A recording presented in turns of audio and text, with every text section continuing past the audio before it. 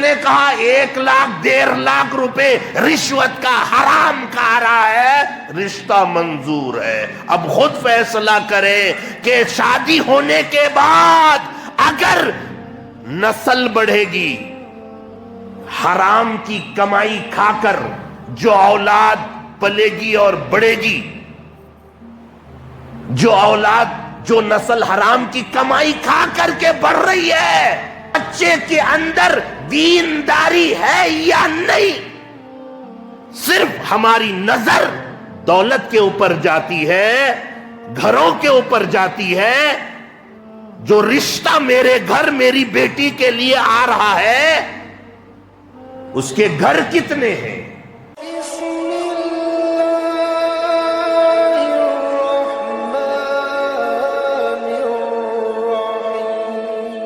وسلم لا يؤمن أحدكم حتى أكون أحب إليه من والده وولده والناس أجمعين أو كما قال عليه الصلاة والسلام۔ محترم دوستو، بزرگو، گزشتہ 4-5 جمعوں سے آپ نے اخلاق نبی کو سنا، اور یقین مانیے اگر میں اخلاق نبی بیان کرتا ہی رہا تو آج چاند کی 1 تاریخ ہے، پھر رجب لگے گا، شعبان لگے گا، رمضان آ جائے گا، لیکن اخلاق نبی کا جو عنوان ہے وہ اتنا بڑا ہے کہ وہ ختم نہیں ہو سکتا۔ آج صبح سوچا جب اخلاق نبی ہم نے تھوڑا بیان کیا، سیرت کے ایک پہلو جس کو اخلاق نبی کہتے ہیں ہم نے بیان کیا، آپ حضرات نے سنا، اللہ سے یہی دعا فرمائے کہ اللہ پاک کہیں سنی باتوں کے اوپر عمل کرنے کی توفیق عطا فرمائے، اور ہمارے اندر بھی اچھے اوصاف اور اچھے خصائل اور اچھا اخلاق عطا فرمائے۔ سن لینا کمال نہیں ہے، عمل کرنا اصل ہے۔ واقعات جو میں آپ حضرات کو سناتا ہوں وہ صرف اس لیے تاکہ ہمارے اندر بھی اچھائی آئے، اچھے جذبات آئے، اللہ قبول فرمائے۔ دوستو، گزشتہ جمعہ اخلاق کے عنوان پر بہت ساری باتیں بھی آئی، بلکہ 5 جمعہ سے آپ نے اخلاق نبی کو سنا ہے۔ آج کا عنوان صبح آج میں نے یہی سوچا کہ کیوں نہ کچھ محبت رسول کے بارے میں اور ان محبت کرنے والوں کا ذکر کروں جنہوں نے آخری درجہ جو محبت کا تھا وہاں تک انہوں نے محبت کی، میں کیوں نہ ان کے بارے میں تھوڑا بہت آج آپ کے سامنے تذکرہ کروں۔ میرے دوستو، قرآن مقدس کی جو آیت میں نے تلاوت کی ہے، اس آیت میں اللہ صاف بیان کر رہا ہے، مجھے چاہتے ہو، مجھے مانتے ہو، اللہ کہہ رہا ہے مجھے چاہتے ہو، مجھے مانتے ہو، میری قربت کو حاصل کرنا چاہتے ہو، میرے پاس آنا چاہتے ہو، میرے سے رشتہ جوڑنا چاہتے ہو، تو پھر ایک ہی کام کرنا پڑے گا، اور وہ کام کون سا ہے؟ فَاتَّبِعُونِي قُلْ إِن كُنتُمْ تُحِبُّونَ اللَّهَ، اگر تم اللہ کا ہونا چاہتے ہو، اللہ کا قربت حاصل کرنا چاہتے ہو، تو پھر فَاتَّبِعُونِی، اے محمد صلی اللہ علیہ وسلم آپ فرما دیجئے کہ وہ آپ کی اتباع کرے۔ فَاتَّبِعُونِی، میری اتباع کرو۔ اللہ کے نبی فرماتے ہیں اپنی امت سے کہ جب تک میری اتباع نہیں کرو گے تم کامیابی کا درجہ حاصل نہیں کر سکتے، اللہ کو پا نہیں سکتے۔ اگر اللہ کو پانا ہے تو نبی کی اتباع کرنی ہے، اور اگر کوئی انسان نبی کی اتباع کرتا ہے، نبی کی باتوں کو مانتا ہے، نبی کا لایا ہوا دین قبول کر رہا ہے، نبی کی لائی ہوئی شریعت کے اوپر عمل کر رہا ہے، 2 انعام اللہ پاک دے رہے ہیں۔ قُلْ إِن كُنتُمْ تُحِبُّونَ اللَّهَ فَاتَّبِعُونِي يُحْبِبْكُمُ اللَّهُ وَيَغْفِرْ لَكُمْ ذُنُوبَكُمْ، گناہ معاف کر دے رہا ہے میرا رب۔ نبی کی اتباع کرو گے کیا انعام مل رہا ہے؟ گناہ معاف کر رہا ہے، اور اللہ پاک تیری مغفرت کر دے رہا ہے۔ اور رہی بات محبت کرنے کی، جب تم اللہ سے محبت کرنے لگ جاؤ گے تو اللہ بھی تم سے محبت کرے گا، اور جب رب محبت کرنے لگ جائے گا، حدیث کی کتابوں میں پڑھا ہے، بخاری شریف میں 3 جگہ یہ حدیث موجود ہے، مسلم شریف میں یہ حدیث موجود ہے، ترمذی شریف میں یہ حدیث موجود ہے، امام الانبیاء محبوب کبریا حضرت محمد الرسول اللہ صلی اللہ تعالی علیہ وسلم نے فرمایا کہ جب رب کسی بندے سے محبت کرتا ہے تو آسمان میں فرشتوں کے ذریعے سے اعلان کرواتا ہے کہ میں فلاں جگہ کے فلاں میرے بندے سے محبت کرتا ہوں، اے فرشتوں، اے آسمان میں رہنے والوں، تم بھی ان سے محبت کرو، اور جبریل تم زمین پر جاؤ، جا کر دنیا میں اعلان کرو کہ اللہ اس بندے سے محبت کرتا ہے، تم بھی اس سے محبت کرو۔ آج کسی ایک انسان کو لوگ اتنا کیوں چاہتے ہیں؟ صرف وجہ اتنی ہے کہ رب محبت کرتا ہے، آسمان میں رہنے والے فرشتے محبت کرتے ہیں، وہ فرشتے آ کر زمین پر اعلان کرتے ہیں، پھر سارے لوگ ان سے محبت کرتے ہیں۔ اب جو دوسری بات بتانے چلا ہوں وہ سنیں۔ 30 میں نے کہا بخاری میں 3 جگہ یہ حدیث موجود ہے، مسلم کی پہلی جلد میں، مسلم شریف کی پہلی جلد میں موجود ہے، ترمذی شریف کی پہلی جلد میں موجود ہے۔ اسی طرح سے جب اللہ کسی انسان سے بغض رکھتا ہے، اب غور کی بات ہے، اور حدیث سنانے چلا ہوں، میں اپنی طرف سے کوئی بات نہیں کہہ رہا نا، اللہ جب کسی بندے سے بغض رکھتا ہے تو آسمان میں اعلان ہوتا ہے کہ فلاں جگہ کے فلاں بندے سے، میرے فلاں بندے سے میں بغض رکھتا ہوں، تم بھی رکھو۔ تمام آسمان کے فرشتے بغض رکھتے ہیں، پھر وہ فرشتوں کو زمین پر بھیج دیا جاتا ہے، زمین میں اعلان ہوتا ہے کہ اے لوگو، اللہ اس بندے سے بغض رکھتا ہے، تم بھی بغض رکھو۔ اللہ ہم سب کی حفاظت فرمائے، اللہ اپنی محبت ہمیں عطا فرمائے، پہلے تو یہ دعا کرو۔ اور اللہ جو یہ محبت کرتا ہے، یہ ہماری صورت دیکھ کر نہیں، اللہ نہ صورت کو دیکھتا ہے، اللہ نہ تیرے مال کو دیکھتا ہے، اللہ تیرے قلب کو دیکھتا ہے، اللہ تیرے دل کو دیکھتا ہے، تیری نیت کو اللہ دیکھتا ہے کہ تیری نیت کیسی ہے۔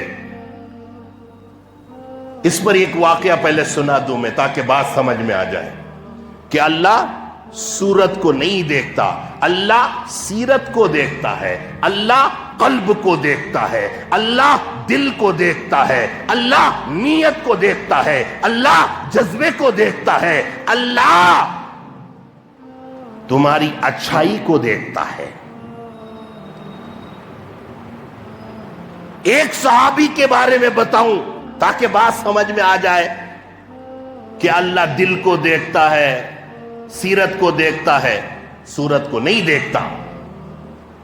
ایک صحابی ہے جس صحابی کا نام حضرت سعد اسود، سعد اسود، اسود کہتے ہیں کالے کو، حجر اسود بولتے ہیں نا، کالا پتھر، اسود عربی میں کالے کو کہتے ہیں۔ اتنے کالے ہیں، اتنے کالے ہیں یہ صحابی کہ اس صحابی کا نام ہی سعد اسود، کالے صحابی، سعد کالے ہیں۔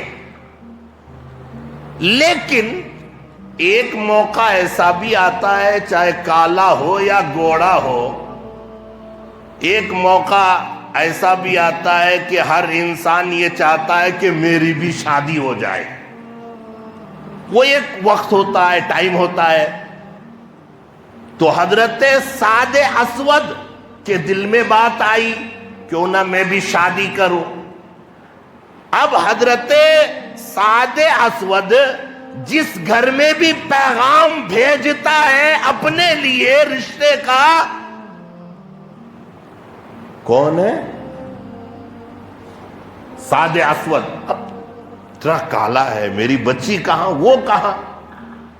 میں اس وقت کی بات کر رہا ہوں. کہاں میری بچی اور کہاں وہ کالے کل، یعنی کوئی خوبصورتی نہیں چہرے پر.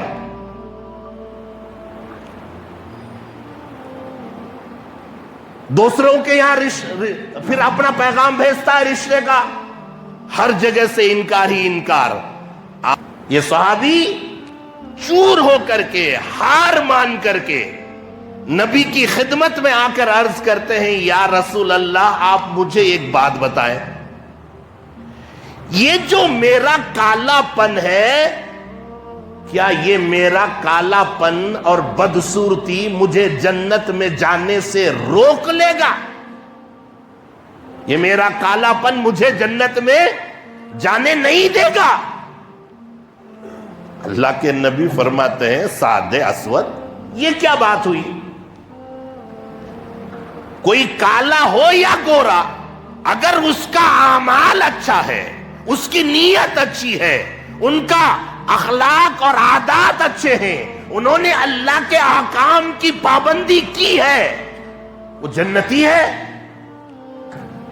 کالا گورا سے کوئی مطلب نہیں. تو حضرت سعد اسود کہنے لگے، یا رسول اللہ پھر میری یہ بدصورتی، یہ میرا کالا پن میری شادی نہیں ہونے دے رہا ہے. یہ جو میرا کالا پن ہے یہ میری شادی نہیں ہونے دے رہا ہے. اللہ کے نبی مسکرائے، فرمانے لگے، کیا بات ہوئی پہلے بتاؤ. حضرت سعد اسود کہنے لگے، یا رسول اللہ جو آپ کی مجلس میں آتے ہیں میں نے ان کے گھر میں بھی رشتہ بھیجا، اپنے لیے پیغام بھیجا ہے، انہوں نے بھی انکار کر دیا. جو آپ کے ساتھ رہتے ہیں ان کے گھروں میں بھی پیغام بھجوایا ہے، انہوں نے بھی انکار کر دیا. اللہ کے نبی مسکراتے اور فرماتے ہیں، سعد وہ تیری شادی میں کرواتا ہوں. جاؤ بنو ثقیف کے سردار کی بیٹی، قبیلہ بنو ثقیف کی سردار کی بیٹی ہے، خاندانی لوگ ہیں، باعزت لوگ ہیں، بہت خوبصورت ہے بچی، ماشاءاللہ بڑی خوبصورت ہے. جا کر کے کہو ان سے کہ میں نے تمہارے لیے ان کی بیٹی کا رشتہ قبول کیا ہے، نکاح کر دیا ہے، جا کے کہو. اب یہ خوشی خوشی، پہلے تو شادی نہیں ہو رہی تھی اور شادی بھی ہو رہی ہے، تو ایسے گھر میں جو سردار کی بیٹی ہے، خاندانی لوگ ہیں، پڑھی لکھی بچی ہے. آج ہمارے یہاں، معافی کے ساتھ، آج ہمارے یہاں شادی کے وقت میں کیا دیکھتے ہیں؟ دولہا کیا کرتا ہے، نوشہ کیا کرتا ہے، کتنا کماتا ہے، کتنا بچاتا ہے، کتنے گھر ہیں. کوئی یہ نہیں دیکھتا کہ بچہ نمازی ہے یا نہیں. کوئی یہ نہیں دیکھتا کہ بچہ اخلاق والا ہے یا نہیں. کوئی یہ نہیں دیکھتا کہ بچہ دین کے پابند ہے یا نہیں، بچے کے اندر دینداری ہے یا نہیں. صرف ہماری نظر دولت کے اوپر جاتی ہے، گھروں کے اوپر جاتی ہے. جو رشتہ میرے گھر میری بیٹی کے لیے آ رہا ہے، اس کے گھر کتنے ہیں، خاص ہے یا کرایہ کا، کون سے آفس میں کیا ڈیوٹی کرتا ہے، کیا نوکری ہے. پہلے ہم یہ سوچتے ہیں، دیکھتے ہیں. ہم کبھی دینداری کو سامنے نہیں رکھتے. کہ بچہ اخلاق والا ہے، بچہ میری بیٹی کو خوش رکھے گا، یہ بعد میں، پہلے دنیا کی طرف ہماری نظر اٹھتی ہے، دنیا کی طرف جاتی ہے۔ اللہ اکبر۔ اور یہ رشتہ لگانے والے، اللہ ان کے اوپر رحم فرمائے، بچہ ایک نمبر کا ٹپوری ہے، کیا بھی نہیں کرتا ہے، یہاں بیٹھتا ہے وہاں بیٹھتا ہے، دو چار گپ وہاں ماریا، دو چار گپ وہ دکان میں، یہاں وہاں ٹائم پاس کر کے شام کو گھر جاتا ہے، باپ نے بلہ کے کما کے رکھا ہے، کچھ بھی نہیں کرتا۔ اب یہ رشتہ لگانے والا جاتا ہے، جا کر کہتا ہے کیا ماں تمہارے گھر کے لیے، تمہاری بیٹی کے لیے کتنا اچھا رشتہ لے کر آیا ہوں، معلوم کیا؟ ہو با کس کا بیٹا؟ او خاندانی لوگ ہیں نا با۔ اب بچہ کیا کرتا ہے؟ چھوڑ ماں، اللہ کا دیا ہوا سب کچھ ہے۔ نہیں ماں، وہ فلاں کمپنی میں نوکری ہے ایک درما کتنا کا؟ تو ہے ماں 25,000 کی 30,000 ہے۔ جا با، کیا رشتہ لے کو آیا ہی کہ تو آپا بولتی ہے نا لڑکی کی ماں، کئی کو آپا تمہیں ویسا بات کر رہی کہ تو جا با 30,000 روپے میں کیا ہوتا ہے، بنگلور میں جینا کا تو کہتا ہوں، تم نے معلوم نہیں کیا باغت؟ اچھا تم نہ معلوم کیا، یہ تو باہر کی کمائی ہے، یہ کمائی جو میں بتا رہا ہوں یہ درما ہے ماں۔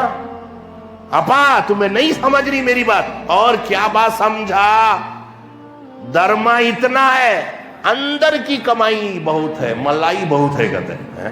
وہ کیسا با؟ تم نہ معلوم کیا انہیں کس کا پیے ہے، ایک سہن کا کہتا لیتا ہے۔ تمہیں یہ 30,000 کو دیکھو نہ کو، وہ 1,00,000 روپے جو اندر سے آ رہا ہے رشوت کا، وہ دیکھو۔ ہو کیا با؟ خوش ہو جا رہی ہے۔ پہلے حلال کی کمائی پسند نہیں آئی، اس نے بتایا 30,000 روپے درما ہے، حلال کا ہے، پسند یہ کمائی نہیں آئی۔ جب اس نے کہا 1,00,000 1,50,000 روپے رشوت کا حرام کا آ رہا ہے، رشتہ منظور ہے۔ اب خود فیصلہ کرے کہ شادی ہونے کے بعد اگر نسل بڑھے گی، حرام کی کمائی کھا کر جو اولاد پلے گی اور بڑھے گی، جو نسل حرام کی کمائی کھا کر کے بڑھ رہی ہے، ان کا اخلاق اچھا ہوگا، ان کا کردار اچھا ہوگا، ان کا کیریکٹر اچھا ہوگا؟ کبھی ہم نے سوچا ہے؟ رشتہ دیکھتے وقت ہم صرف دنیاوی مال پر، دنیاوی دولت پر نظر رکھتے ہیں۔ میرے بھائی آپ میرے اپنے ہیں، اسی لیے کہہ رہا ہوں چاہے بچی آپ کی ہو یا میری ہو، رشتہ دیکھتے، رشتہ کے وقت میں یہ بھی دیکھ لینا کہ بچی جس گھر میں جا رہی ہے اس گھر کا ماحول کیسا ہے، دین کا ماحول ہے کہ نہیں، عورتوں کی عزت اس گھر میں ہوتی ہے یا نہیں، عورتوں کے ساتھ کیسا سلوک کرتے ہیں۔ نہیں چاہیے ان کی دولت۔ ٹیپو سلطان شہید رحمت اللہ علیہ نے بڑا اچھا جملہ فرمایا، آپ بار بار اس جملے کو سنتے ہوں گے کہ گیدڑ کی 100 سال کی زندگی سے بہتر شیر کی 1 دن کی زندگی ہے۔ میں کہتا ہوں تیری بیٹی روزانہ سسک کر رونے سے بہتر اس محل میں کوئی جھوپڑ پٹی میں خوش ہو کر رہتی، یہ زندگی بہتر تھی۔ قاضی محل والے کو خوشی خوشی دیتا ہے، کھانے کا کینٹین والے کو خوشی خوشی دے رہا ہے، باورچی کو پکاتی کو خوشی خوشی دے رہا ہے، ٹیبل لگانے والے اور ویٹر پوروں کو خوشی خوشی دیتا ہے، اور مسجد میں اور حضرت کو دینے میں یہ کہاں جائز ہے؟ یہ پیسہ لینا جائز کیا، ناجائز کیا؟ قرآن میں ہے کیا، حدیث میں ہے کیا؟ اب پوری حدیث اور پورا قرآن ان کو یہی نظر آ رہا ہے، وہ 2,000 روپے میں اتنے لاکھوں روپے خرچ کیے، ان کو کہیں نظر نہیں آیا حرام حلال، نظر کہاں آ رہا ہے؟ یہ تمہیں ایسا لے رہی نا حضرت، کیا یہ قرآن میں ہے؟ کیا یہ حدیث میں ہے؟ اللہ اکبر. بچی کو دیا نا با 5 لاکھ روپے جوڑے کا، اس وقت تجھے قرآن یاد نہیں آیا؟ اس وقت تجھے حدیث یاد نہیں آئی؟ تعجب لگتا ہے کیا ماحول بن گیا. بہر کے پھر بات لمبی ہوتی چلی جا رہی ہے. میں کئی واقعات آج آپ کو سنانے کے لیے آیا تھا، مگر بات کہیں دوسری طرف چلی گئی، لیکن باتیں بڑی اچھی آئی. اللہ مجھے اور آپ کو عمل کرنے کی توفیق عطا فرمائے اور سادگی کے ساتھ شادی کرنے کی توفیق عطا فرمائے. عرض کر رہا تھا سعد اسود کالے صحابی خوش ہو گئے کہ میرا رشتہ کہیں نہیں ہو رہا تھا، اب ہو بھی رہا ہے تو سردار کی بیٹی، خاندانی لوگ، باعزت لوگ، اور لڑکی بھی بہت خوبصورت. خوش ہو گئے اور خود پیغام لے کر جاتے ہیں. کہاں؟ اس سردار کے گھر میں، مدینے میں. السلام علیکم. لڑکی کا بابا، ارے سعد اسود آجا آجا. کالے صحابی، کالے سعد آجا، کیا بات ہے؟ نہیں مجھے حضور نے بھیجا ہے. اچھا حضور نے بھیجا ہے، کس لیے بھیجا ہے آپ کو؟ ان کی صورت دیکھ کے ہی لڑکی کا بابا مسکرا رہا ہے. ابھی بات بھی نہیں بڑھی ہے، ابھی بات بڑھی نہیں ہے، پیغام پہنچایا نہیں، مسکرا رہے. بس وہ اتنے کالے تھے کہ بس وہ کالی ہے. آجا بھئی آجا. سعد آئے. اچھا حضور نے بھیجا ہے، کیا لینے بھیجا ہے؟ کس لیے آنا ہوا؟ حضور نے کس لیے بھیجا؟ تو وہ سعد اسود کالے صحابی کہتے ہیں کہ مجھے آپ کی بیٹی کے لیے رشتے کا پیغام دے کر میرے لیے ہی بھیجا ہے. تمہارے لیے رشتے کا پیغام میرے گھر میں نبی نے بھیجا ہے. وہ صحابی کو یقین نہیں ہوا. سب سے پہلی بات تو یہ خوبصورت بچی ہے میری، اور نبی اس کالے کے لیے میری بیٹی کا انتخاب کیا ہے. یقین نہیں ہوا. تو وہ سردار کہتا ہے مذاق کر رہا ہے، چل جا واپس جا، مذاق کر رہا ہے، اور تجھے میں اپنی بیٹی دوں؟ یہ کیسے ہو سکتا ہے؟ وہ سعد اسود کالے صحابی پلٹے ہیں، 2-4 قدم ہی پلٹے ہیں کہ بچی نکل کر باہر آتی ہے اور عرض کرتی ہے ابا اس آدمی کو میرے لیے میرے نبی نے پسند کیا ہے. اگر اس آدمی کو آپ نے واپس کر دیا اللہ کے یہاں سے کوئی وحی آ جائے گی، اللہ ناراض ہو جائے گا. اگر نبی نے پسند کیا ہے یہ رشتہ مجھے منظور ہے. لیکن بیٹی پہلے پوچھ تو لوں، میں معلومات کر لوں کہ نبی نے یہ رشتہ بھیجا ہے یا نہیں، اس لیے کہ یہ تو کالا کلوٹا ہے. وہ بچی کہتی ہے ابا آپ یہ چاہتے ہیں کہ آپ کی بیٹی خوش رہے، آپ یہ چاہتے ہیں کہ آپ کی بیٹی کا جو شوہر ہو وہ بڑا خوبصورت ہو، اچھا ہو، ہر باپ یہ چاہتا ہے. لیکن ابا ہماری جانوں پر ہمارا حق نہیں ہے جتنا حق نبی کا ہے. نبی نے پسند کیا ہے، رشتہ منظور کر لیجئے. اب وہ سردار آواز دیتا ہے سعد اسود رک، رشتہ منظور ہے، رشتہ منظور ہے. اب یہ صحابی کالے کلوٹے چہرے میں جب خوب وہ مسکراہٹ آئے تو معلوم کیا حال ہونا ہے.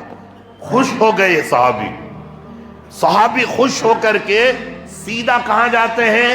نبی کے دربار میں. نبی کے دربار میں پہنچتے ہیں. یا رسول اللہ، بات بن گئی. خوش ہے نا، بات بن گئی.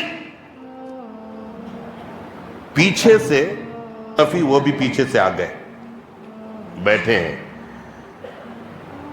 تو اللہ کے نبی نے فرمایا وہب تم نے رشتے کا پہلے انکار کر دیا تھا. تو وہ کہتے ہیں یا رسول اللہ مجھے یقین نہیں ہوا. بات دراصل یہ ہے کہ آپ میرے گھر میں میری بیٹی کے لیے ان کو نوشہ بنا کر بھیجیں گے، مجھے پہلے یقین نہیں ہوا تھا، اس لیے میں نے انکار کر دیا۔ اگر آپ نے بھیجا ہے سر تسلیم خم ہے، آپ کا بھیجا ہوا رشتہ قبول ہے یا رسول اللہ، قبول ہے، اچھی بات ہے۔ تو حضرت سعد سے اللہ کے نبی نے فرمایا تم تیار ہو؟ تیار ہیں۔ اب وہاں نکاح پڑھایا جا رہا ہے، 400 درہم مہر کے بندے گئے۔ اب سنو، 400 درہم مہر کے طے ہوئے، نکاح ہو گیا 400 درہم مہر میں۔ اللہ کے نبی نے فرمایا مہر کا پیسہ کہاں ہے سعد اسود؟ تو سعد اسود کہنے لگے یا رسول اللہ آپ تو میرے بارے میں جانتے ہیں کچھ بھی نہیں ہے، کچھ بھی نہیں ہے۔ اچھا ایک کام کر، عبد الرحمن کے پاس جا اور علی کے پاس جا اور ایک صحابی کا اور نام لیے، تینوں کے پاس جا اور جا کر قرضہ لے، مہر نقد ہے، مہر نقد ہے، مہر ادا کرنا ہے، جا۔ گئے سعد اسود، ان لوگوں سے اتنا لے لیے کہ اس میں سے 50 بچ گئے، 450 درہم ہو گئے۔ تو حضرت سعد نے کہا ٹھیک ہے، اب تو مہر کے بھی پیسے آ گئے اور پیسے بچ بھی گئے۔